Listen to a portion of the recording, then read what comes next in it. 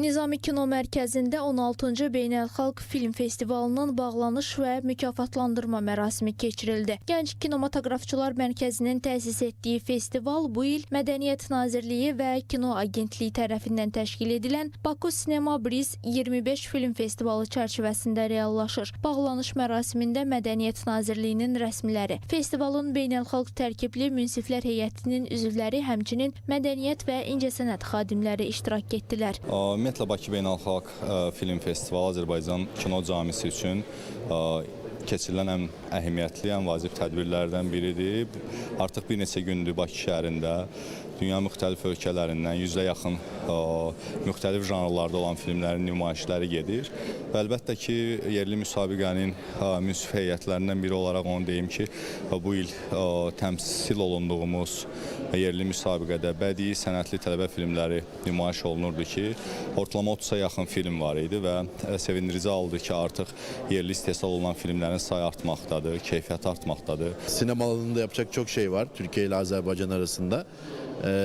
İki ülkenin bu dostluğu, kardeşliği sinema alanında da bence çok büyük potansiyel vaat ediyor. Biz de hem Türkiye Kültür Bakanlığı olarak da buradaki markette de katılım gösteriyoruz. İnşallah ileride çok daha güçlü, gelişmiş projelerin iki ülke tarafından yapıldığını da bence göreceğiz.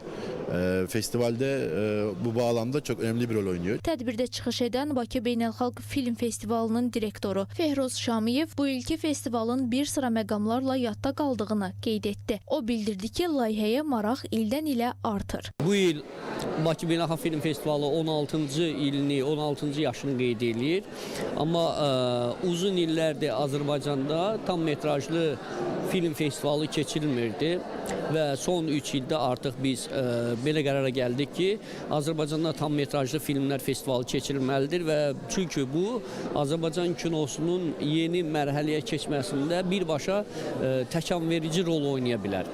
Bu baxımdan da düşünürəm ki, debüt tam metrajlı filmlər festivalı kimi biz yaxın şərq ölkələri və Şərqi Avropa ölkələrinin daha çox diqqətini cəlb eləmişik. Sonda qaliblər nominasiyaları üzrə Qızıl Nar mükafatı və xüsusi diplomlarla təltif olundular. Tədbirdə 2 film nümayiş olundu.